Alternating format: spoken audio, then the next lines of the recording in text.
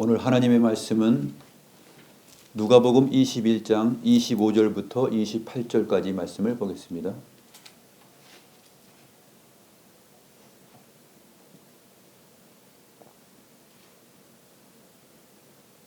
누가복음 21장 25절부터 28절까지 말씀입니다. 제가 하나님의 말씀을 받들어 읽겠습니다. 1월 성신에는 징조가 있겠고 땅에서는 민족들이 바다와 파도의 성난 소리로 인하여 혼란한 중에 곤고하리라. 사람들이 세상에 임할 일을 생각하고 무서워함으로 기절하리니 이는 하늘의 권능들이 흔들리겠습니다. 그때 사람들이 인자가 구름을 타고 능력과 큰 영광으로 오는 것을 보리라. 이런 일이 되기를 시작하거든 일어나 머리를 들라. 너희 속량이 가까웠느니라 하시더라. 오늘은 하이델베르크 요리문답 52문이죠. 52문. 사도신경의 그 신앙의 조항으로서는 거기로부터 산자들과 죽은 자들을 심판하러 오시리라 라는 내용입니다. 어디서부터입니까? 우리 주님께서 부활하시고 승천하셔서 하나님 보좌 우편에 앉으셨습니다. 거기로부터 하나님 보좌 우편에서부터 이제 오시는데 왜 오십니까? 이것은 산자들과 죽은 자들을 심판하기 위하여서 오신다라고 말하고 있습니다. 물론 이 심판 안에는 성도들의 구원과 영광이 함께 있는 것이죠. 그 내용들을 오늘 우리가 살펴보도록 하겠습니다.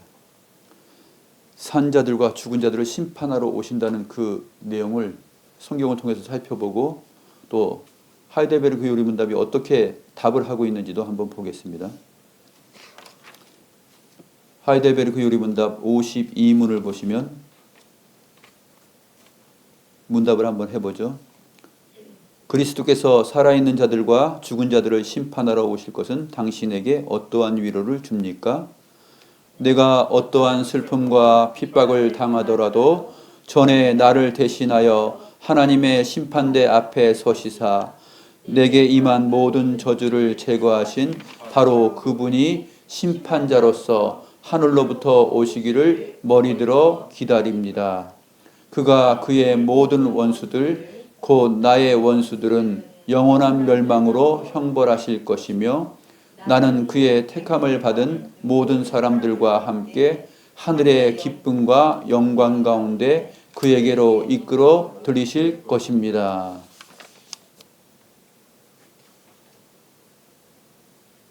이 하이델베르크 요리문답을 보게 되면 주님께서 오시는데 이 오시는 것은 물론 심판하러 오시는 것입니다.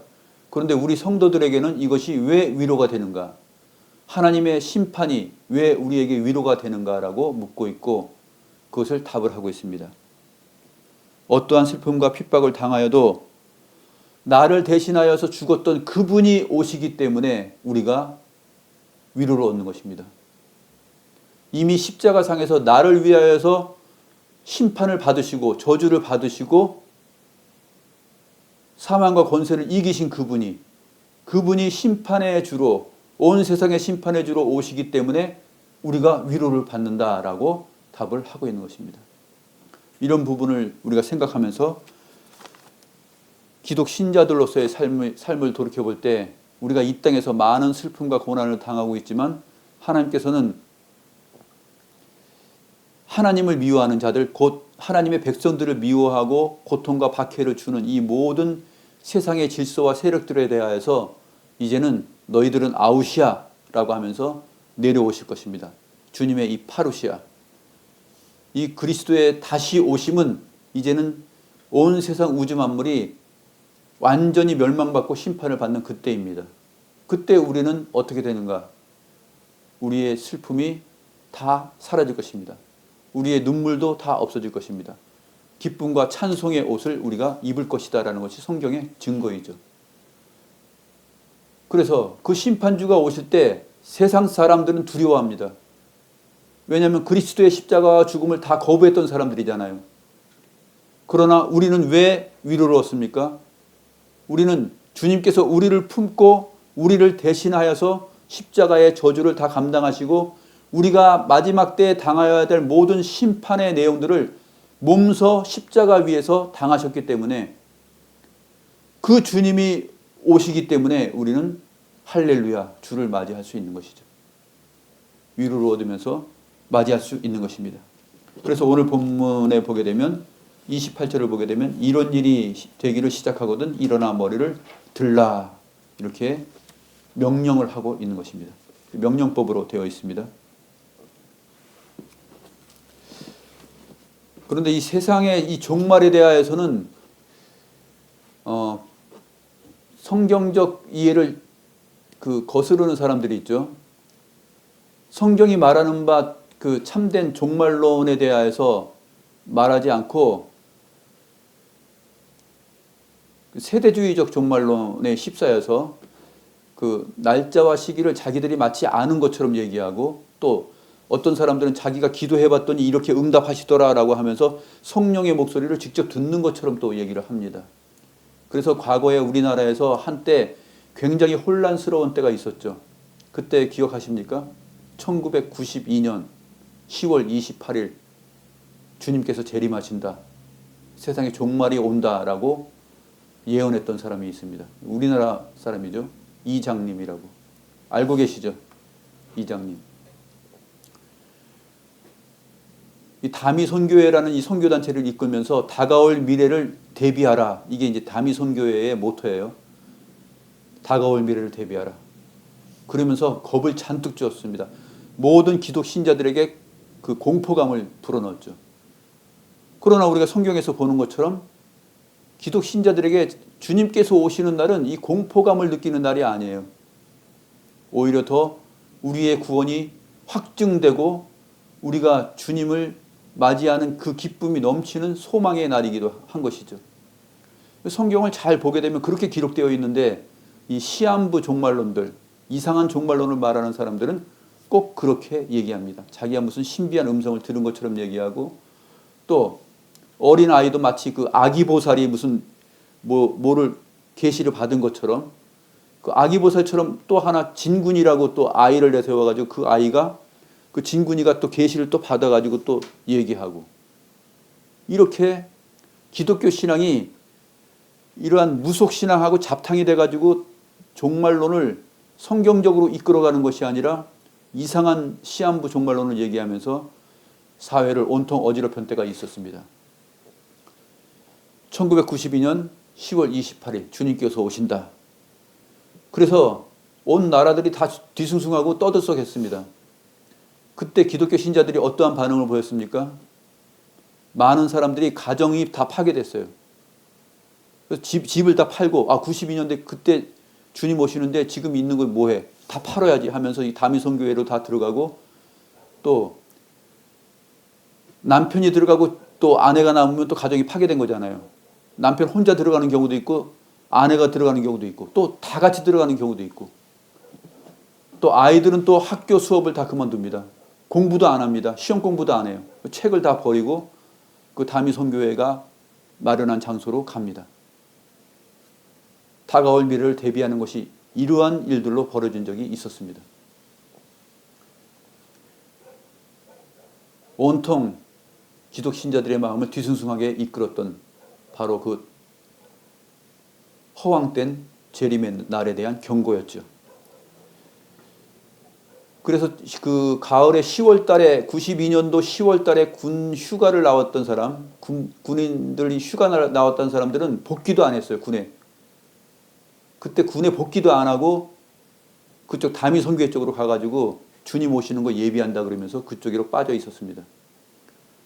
그러니까 나라가 난리가 난 것이죠. 그래서 그 방송국 기자들이 전부 다 그날 정말 주님께서 오시고 세상에 종말이 오는가 하면서 그 사람들을 촬영하러 그 장소에 갔었습니다. 그래서 그 시간 내내 그날 내내 그 카메라를 들고 지켜봤죠.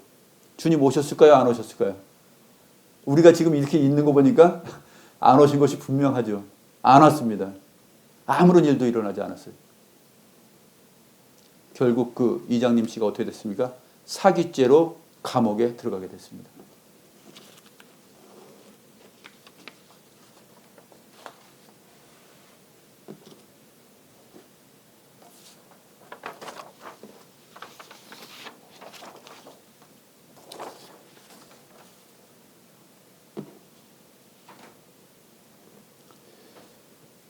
성경이 말하는 최종적인 종말론은 오늘 본문 말씀에 잘 나타나고 있는데 징조와 그 내용들이 있습니다. 그것이 오늘 25절부터 나타나게 되는데 1월 성신에는 징조가 있겠고 이렇게 말하고 있습니다. 해와 달과 별들이 이상한 것이죠. 해와 달과 별들이 하나님께서 붙드시는 이 질서로부터 이제는 다른 변화를, 큰 변화를 일으킨다는 것입니다. 징조가 있겠고 땅에서는 민족들이 바다와 파도의 성난 소리로 인하여 혼란 중에 곤고할 것이다. 바다와 파도의 성난 소리는 바다와 파도가 아주 당혹하는 소리예요. 왜 바다와 파도가 당혹스러울까요? 자기네들이 가지고 있던 이 하나님으로부터 받은 그 창조의 질서가 지금 파괴되기 때문에 피조물인 바다와 파도도 지금 당혹스럽고 혼란하다라고 지금 성경이 말하고 있는 것입니다. 또한 해와 달과 별들도 이제까지 지켜왔고 버텨온 이 질서가, 자기들의 질서가 무너지니까 당혹스러운 것이죠. 그래서 해와 달과 별들도 징조가 있는 것이에요.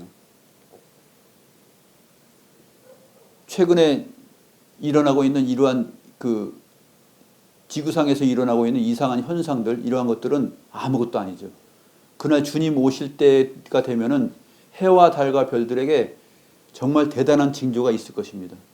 그리고 바다와 파도도 그러한 당혹스러운 소리를 자기들이 낼 것입니다.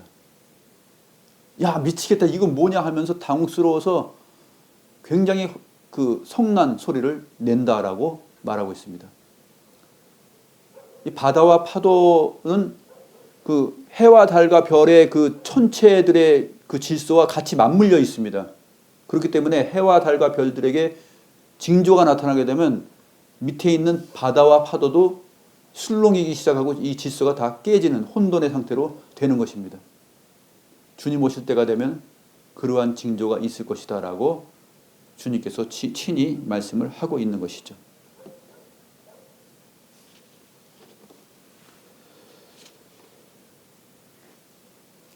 누가복음 21장 31절 한번 보시죠. 31절에도 보게 되면 이와 같이 너희가 이런 일이 일어나는 것을 보거든 하나님의 나라가 가까이 온 줄을 알라 그랬습니다. 28절은 어떻게 되어 있죠? 이런 일이 되기를 시작하거든 일어나 머리를 들라. 왜냐하면 너희 속량이 가까웠느니라 라고 말하고 있습니다. 너희의 속량이, 너희의 구속이 가까웠다라는 말은 31절에서는 하나님의 나라가 가까웠다라는 표현으로 다시 설명을 해줍니다. 그러니까 하나님의 나라가 가까웠다는 얘기는 우리의 구속이 가까웠다는 얘기예요. 우리의 구원의 완성의 때가 가까웠다는 것입니다. 그러므로 우리는 머리를 들라라는 이 명령을 주님으로부터 받고 있는 것입니다. 그러나 이때는 아무도 모릅니다.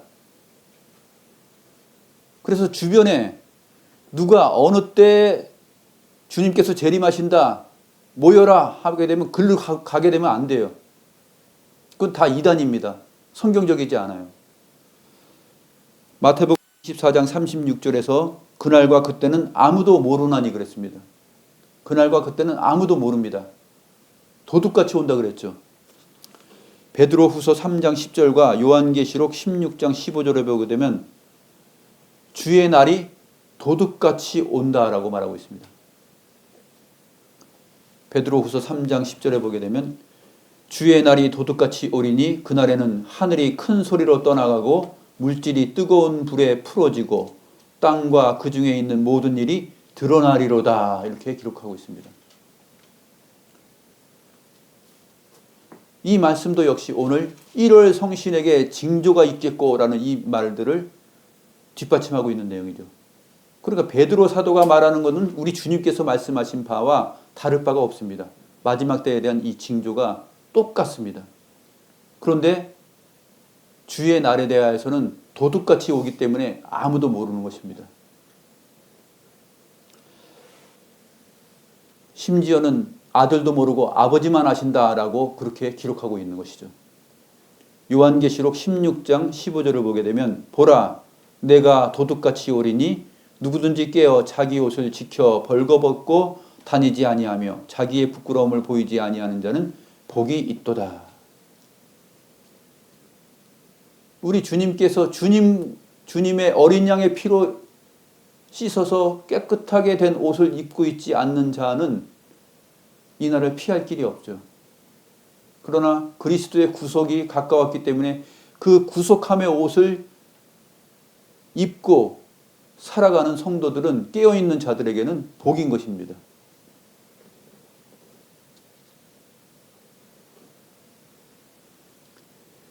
우리 주님께서 오신다는 것은 인자가 오시는 것이고 하나님의 나라가 임하는 것입니다.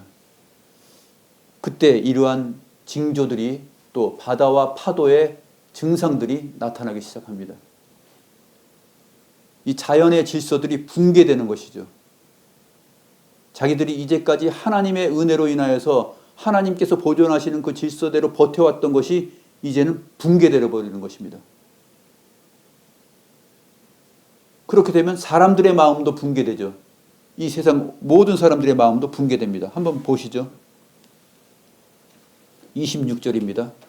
사람들이 세상에 임할 일을 생각하고 무서워함으로 기절하리니 그랬습니다. 야, 이렇게 되면 이건 세상 종말이구나. 진짜 종말이 왔네 하면서 기절해 버립니다. 이 기절하다라는 이 성경의 단어가 뭐냐면 혼이 빠져나간다라는 얘기예요. 심장이 멈춘다라는 얘기입니다. 심장마비가 오는 것이에요. 심장마비. 심장이 멈추고 혼이 빠져나가는 완전 죽음의 상태에 이른다. 그러한 표현입니다. 그러니까 사람들의 그 이성과 사람들의 건강 이러한 모든 것들도 이 질서도 혼돈을 일으키고 굉장히 공포에 휩싸여서 붕괴되어 버리는 것입니다. 인간의 이성과 인간의 지식과 지혜, 자랑할 만한 것들이 다 물거품이 되는 것이죠. 이날 이때 이 증상들만 보아도 그 주님께서 오시기 전에 일어나는 증상들만 보아도 사람들은 혼절해 버리는 것입니다. 이거 막을 수 없는 길이다라고 판결하는 것이죠. 누가 이것을 막을 수 있는가 하면서 다 자포자기에 이르게 되는 것입니다. 두려움으로 떨고 공포에 질려버리고 혼이 떠나고 심장이 멈춰버리는 그러한 현상이 일어납니다.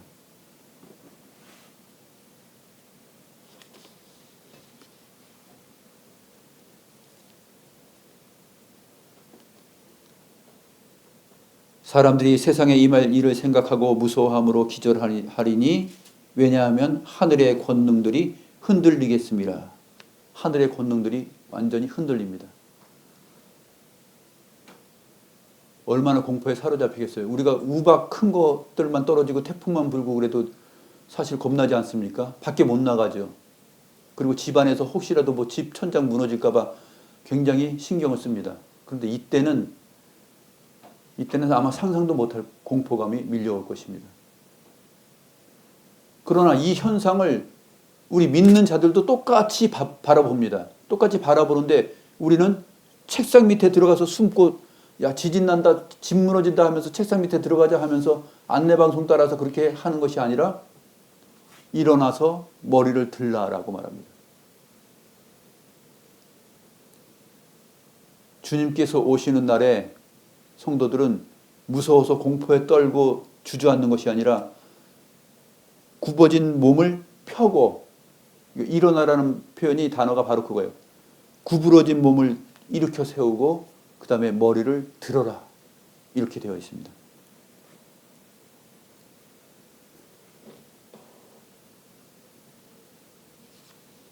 왜냐하면 너희의 속량이 가까웠기 때문이다 라고 설명합니다.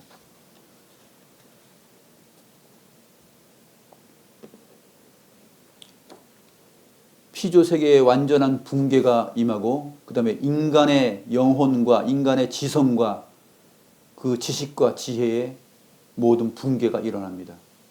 그러니까 우주 만물의 붕괴죠. 피조세계 전체가 다 붕괴됩니다.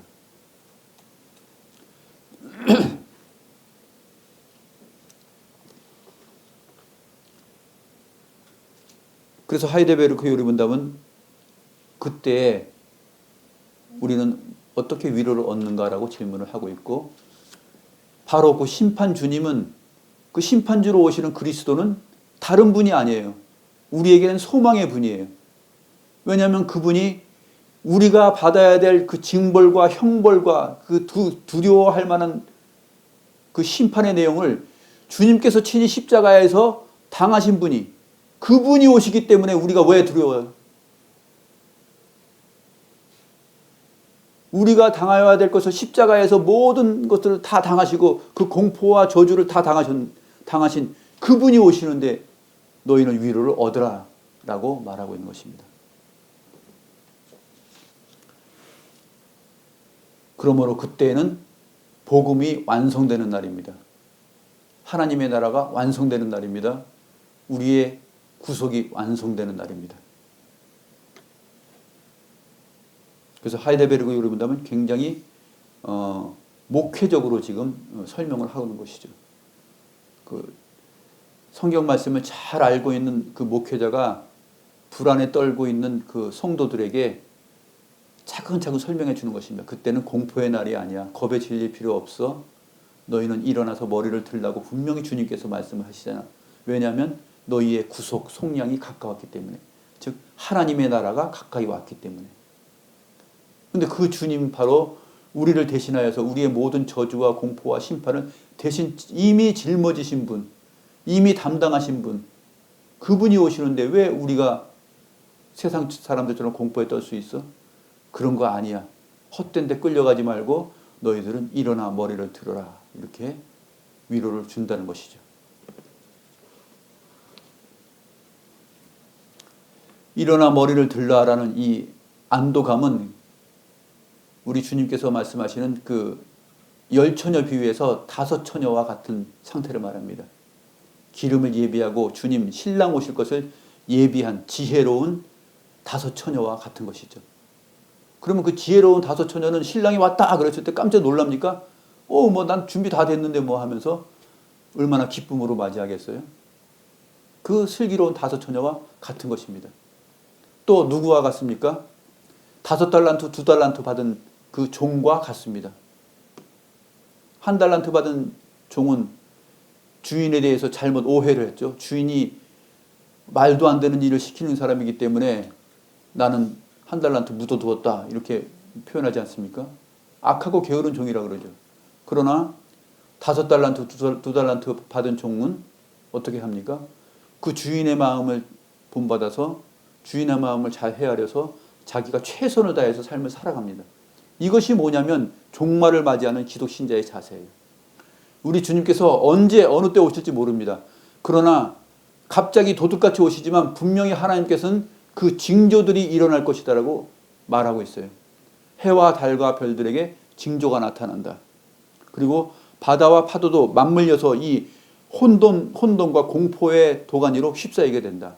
아주 강력한 우주적 그런 징조들이 나타난다라고 말하고 있는 것입니다. 그 사인이 있는 것입니다. 그 전조 증상이 있는 것이고 그 무대가 있는 것이에요. 주님께서 왕으로서 심판주로서 재림하실 때는 그 무대에 배경장치들이 있는 것입니다. 우리가 연극을 보게 되면 주인공 나타날 때 나타나는 그 음악 소리도 들리지 않습니까? 연극 무대에 보게 되면 음악도 주인공이 나타난다라는 그 신호를 주는 음악도 나오게 되죠. 그 다음에 조명도 비춥니다. 무대의 뒷 배경도 있습니다. 바로 그것이 뭐냐면 1월 성신에게 징조가 있는 것이고 또 바다와 파도가 당혹스러움의 그 혼란의 소리를 낸다라는 것입니다. 이러한 상황이 벌어질 때 우리는 일어나 머리를 들어라. 이제 주님 오신다라고 기다리라라고 말하고 있는 것입니다. 그러나 뭐 세상은 뭐 아수라장이 되겠죠. 세상 사람들은. 그때 우리는 태어날 수 있습니다. 왜냐하면 우리의 속량이 가까웠고 하나님의 나라가 이제 임한다라고 알고 있기 때문에 그렇습니다. 하나님의 말씀을 분명히 알고 있기 때문에 그렇습니다.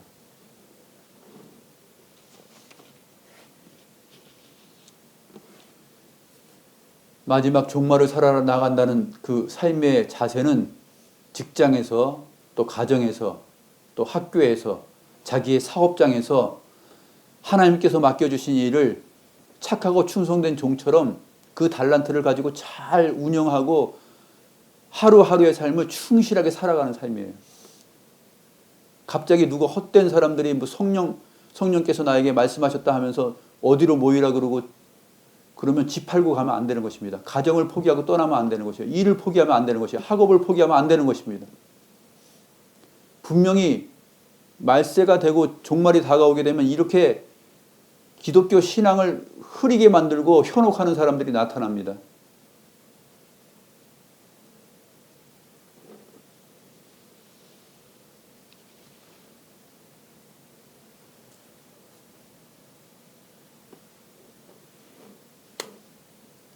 그러나 한편에서는 기독 신자들은 이렇게 현혹되기도 하겠지만 세상 사람들은 조롱합니다.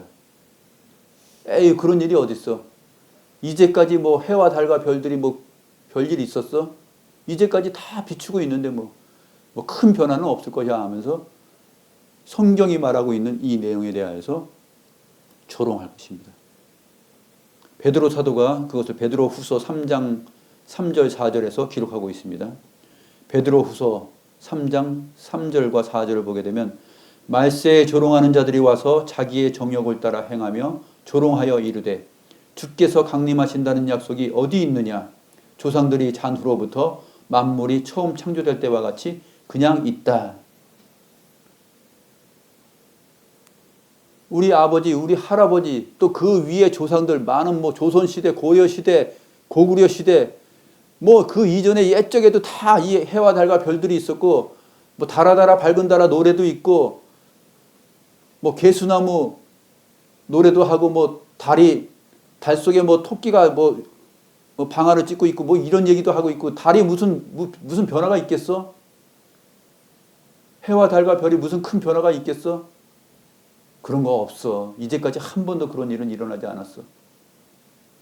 해와 달과 별들이 큰 징조를 보이고 자기들이 가지고 있던 그 질서를 완전히 무너뜨리게 되는, 붕괴되는 그 시점이 오게 되는데, 그러한 일들에 대하여서 성경은 말하고 있지만 세상 사람들은 조롱할 것이다 라고 베드로 사도가 말을 합니다. 베드로 사도가 그런 사람들을 위하여서 또 이어서 설명을 하죠. 6절부터 7절을 보게 되면 이렇게 되어 있습니다. 그때의 세상은 물이 넘침으로 멸망하였으되 이제 하늘과 땅은 그 동일한 말씀으로 불사르기 위하여 보호되신 바 되어 경건하지 아니한 사람들의 심판과 멸망의 날까지 보존하여 두신 것이니라. 노아의 때는 물로 심판이 있었는데 그때에도, 노아의 심판 때에도 어땠습니까? 무슨 홍수 심판이 있어, 이 맑은 날. 이제까지 그렇게 물로 심판할 만큼 그러한 날은, 두려운 날은 없었어. 세상 사람들이 다 노아와 하나님의 말씀을 조롱하였죠. 그런데 하늘의 창이 열리고 땅이 샘이 솟아나서 멸망했습니다. 우리 하나님께서 이 하늘은 불사르기 위하여서 지금 보존하고 내어버려 두신 것이에요. 마지막 심판 때에는 이 하늘이 다 불살라집니다. 해와 달과 별들이 다 자기네들의 그 가진 질서를 다 붕괴당하게 됩니다. 이게 하나님의 심판이에요. 하나님의 말씀의 그 언약적 이유 때문에 그래요. 언약이 하나님께서 그렇게 말씀하셨고 선포하셨기 때문에 그 언약이 지켜지는 것입니다. 마지막 때 불사르기 위하여서 예비된 것이다라고 하였기 때문에 그 말씀에 따라서 지금 진행되는 것입니다. 심판은 반드시 있는 것이죠. 히브리서 9장 27절에도 이렇게 말합니다. 한 번 죽는 것은 사람에게 정하신 것이요 그 후에는 심판이 있으리니. 사도행전 17장 31절은 하나님이 정하신 사람으로 하여금 천하를 공의로 심판할 날을 작정하였다라고 말하고 있습니다. 사도행전 17장 31절에서 하나님이 정하신 사람은 누구냐면 인자입니다. 인자. 이 정하신 사람으로 하여금 천하를 공의로 심판할 날을 작정하셨다. 하나님의 작정에 들어가 있는 내용이에요. 그래서 심판은 반드시 오는 것입니다. 그리고 이 심판은 누구를 통하여서 일어나냐면 정하신 사람, 인자, 그리스도를 통하여서 일어나는데 우리 주님께서 요한복음 5장 22절에서 스스로 그렇게 말씀하셨습니다. 아버지께서 아무도 심판하지 아니하시고 그 심판을 다 아들에게 맡기셨느니라 이렇게 말하고 있습니다. 심판을 아들에게 맡기셨다라고 말합니다. 그러므로 이 심판의 주체로 오시는 분은 인자예요. 너희가 하늘로 올라가는 것을 본 그 인자가 바로 그 모습 그대로 구름을 타고 하늘로부터 오실 것이다 라는 것이 성경의 기록입니다.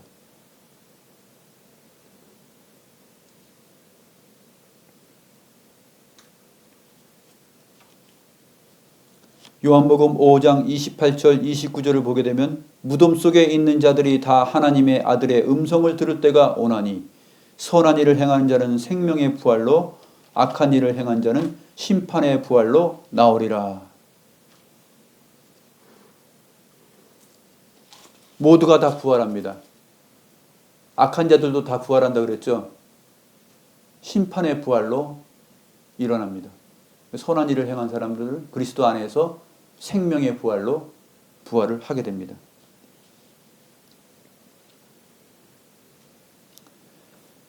하나님께서 내리시는 이 심판은 바로 우주적인 심판이에요.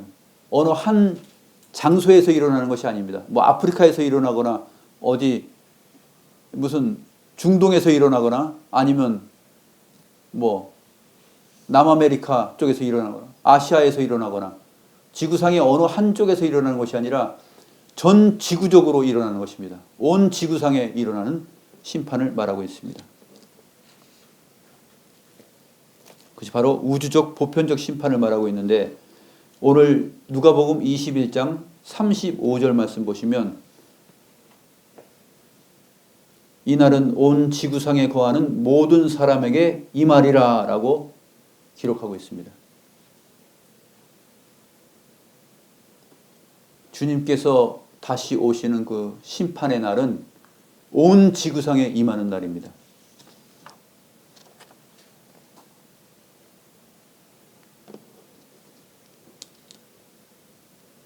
우주적으로 일어나는 일이고 모든 사람들의 눈이 볼 수 있게 공개적으로 일어나는 것이고 가시적으로 알 수 있게 나타나는 것입니다. 그것을 볼 때 사람들은 다 까무러치겠죠. 심장이 멎어버리고 혼이 떠나가는 그러한 공포와 두려움에 휩싸일 것입니다. 그런데 너희들은 일어나서 머리를 들라. 그 상황 속에서 일어날 수 있고 머리를 들 수 있는 사람은 누가 있을까요? 주께서 택하시고 사랑하시고 구원하신 자들. 그 이 하나님의 말씀을 생명으로 붙들고 평상시의 삶을 살아가던 자들. 그들은 그때 일어나서 머리를 들어서 주님을 맞이할 수 있는 것입니다.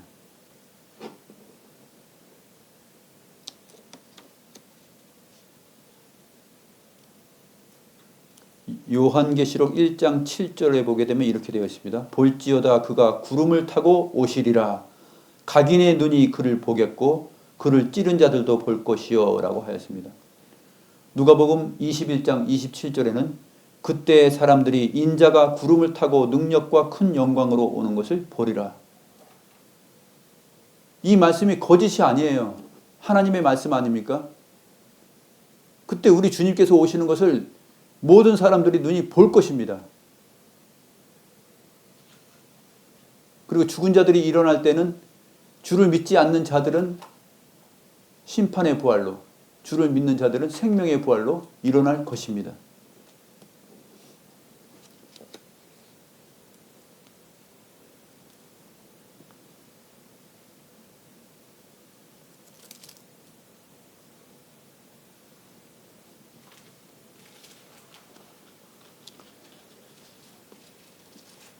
그래서 우리 주님께서 그 마지막 날의 심판에 대하여서 그 설명하실 때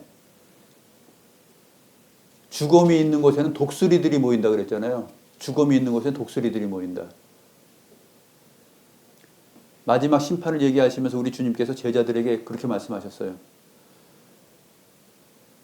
두 사람이 잠을 자다가 한 사람은 데려감을 당하고 한 사람은 남고, 또 두 사람이 맷돌을 갈다가 한 사람은 데려감을 당하고 한 사람은 남는다.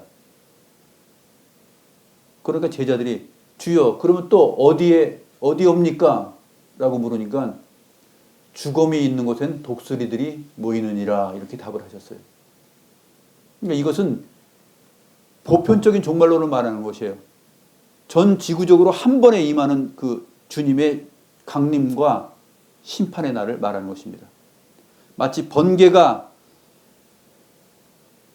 동쪽에서 서쪽으로 이렇게 그 번개가 치는 것처럼, 동과 서에 번개가 확 치는 것처럼 한 번에 임하는 것입니다. 한 번에 온 지구상에 전체적으로 모든 사람이 보는 상황 가운데서 구름을 타고 오십니다.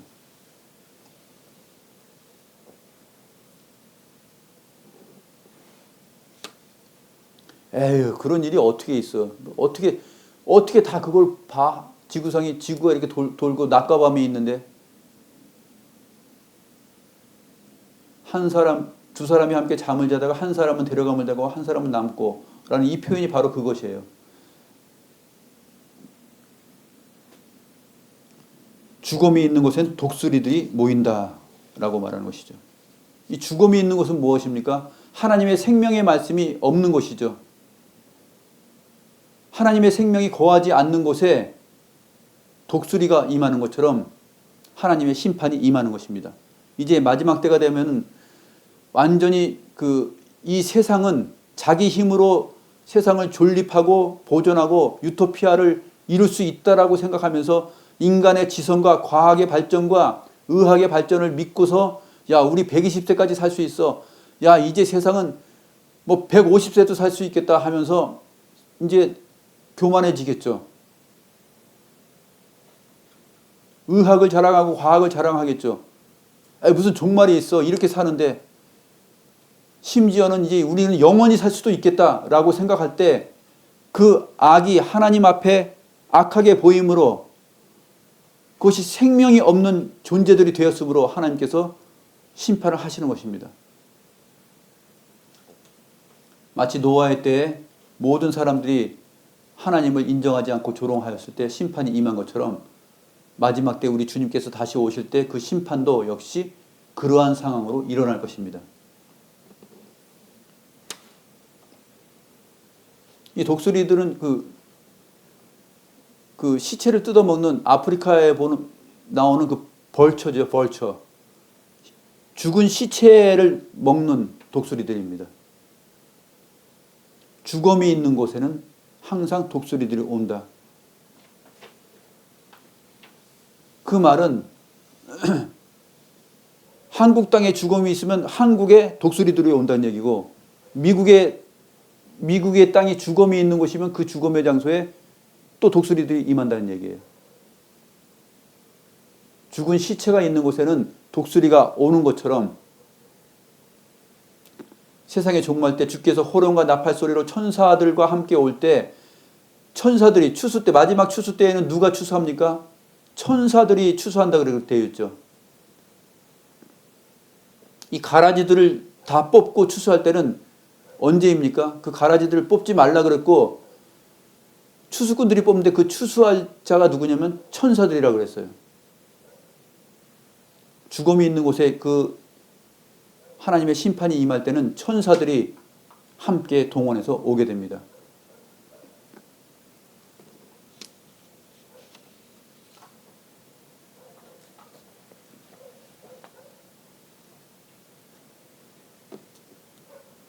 그러나 오늘 하이델베르크 요리문답이 우리에게 잘 위로를 해주는 것처럼 로마서 8장 1절도 우리에게 위로를 해줍니다. 그러므로 이제 그리스도 예수 안에 있는 자에게는 결코 정죄함이 없나니. 그리스도 예수 안에 있는 자들에게는 결코 정죄함이 없다.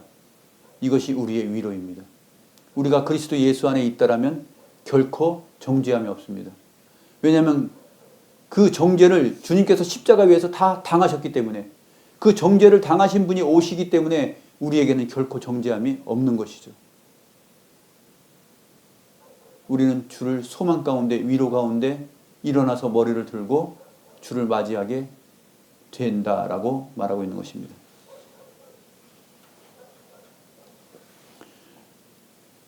우리가 머리를 들고 주를 맞이할 수 있는 것은 우리 자신의 어떤 확신 때문에 그런 것이 아닙니다. 그리스도께서 우리에게 이루시는 그 완전한 사역, 그리스도의 완전한 십자가 구속의 사역이 우리로 하여금 일어나게 하고 머리를 들게 한다라고 성경이 말하고 있는 것입니다.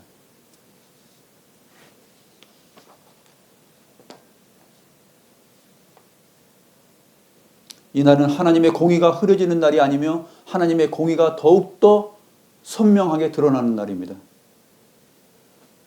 주의 재림은 공의와 은혜가 충돌하는 날이 아니라 공의와 은혜가 만나고 하나가 되는 날입니다. 그러므로 우리는 이 심판을 반드시 올 것이라는 것을 알고 있지만 두려움과 공포로 맞이하는 자들이 되어서는 안 되겠죠. 우리는 이 날을 우리의 구속의 완성의 날로 생각하면서 하나님의 나라의 완성을 바라보면서 일어나서 머리를 들게 되는 그러한 믿음을 가지고 살아야 될 것입니다. 그 전까지 이러한 1월 성신의 변화와 징조가 나타나고 바다와 파도가 그렇게 자신의 질서가 붕괴되고 고함을 지를 때 그때에도 우리는 태어날 수가 있을 것입니다. 그때에도 놀라지 마십시오.